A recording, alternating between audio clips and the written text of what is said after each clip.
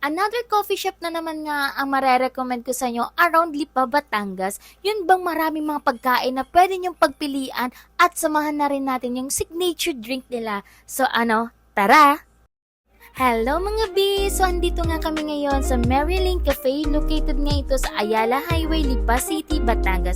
So beside nga lang ito sa TD Express Variety Store. But no worries, searchable naman sila sa Waze or sa Gmaps. So anyways mga B, ganito yung itsura ng kanilang loob. Napaka-aesthetic lang talaga. And yung cleanliness talaga dito is 10 over 10. And next nga ipapakita ko sa inyo yung itsura ng kanilang second floor.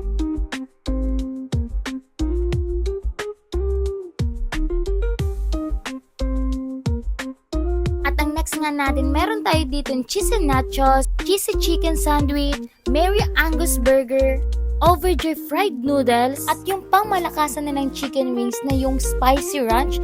Meron nga kami dito yung flavor na soy garlic, honey mustard, garlic, cheese, and parmesan. And sa drinks naman mga bitin ray namin itong flavored biscoff, lychee, and yung pinaka-signature talaga nilang Cory Kohi.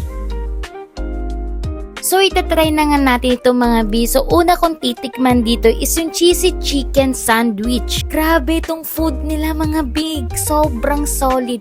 Ang laki talaga ng chicken. Hindi ka mabibitin. And yung sinunod ko dito nga tikman mga B, itong wings nila. And grabe, inisaysa ko talaga tikman yung iba't ibang flavor nila. At yung pinaka the best talaga sa akin, yung hot spicy ranch nila. Grabe yon, 1,000 over 10 talaga to sa amin. Grabe, you must try talaga yung hot spicy ranch nila mga B kapag kayo nag-visit dito. So next nating titikman dito mga B, itong Mary Angus burger nila. So may kasama nitong fries.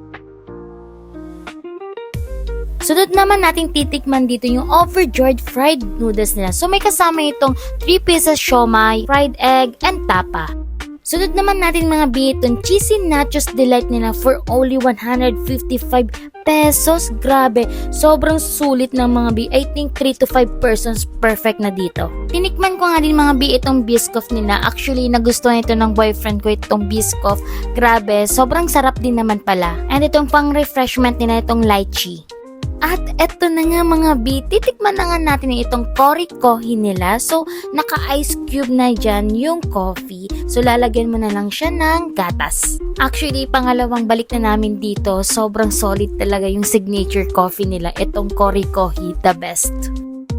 So far naman mga B, na-enjoy talaga kami sa mga pagkain at drinks nila dito. Kaya isa ito sa mga marerecommend ko sa inyo na kapihan around Lipa. At kung gusto nyo naman i-check ang kanilang iba't ibang menu, you may visit them through their official page, Mary Lane, na nasa screen ko.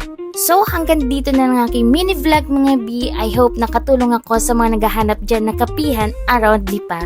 So again, this is Binibining April. Until next time, mwah!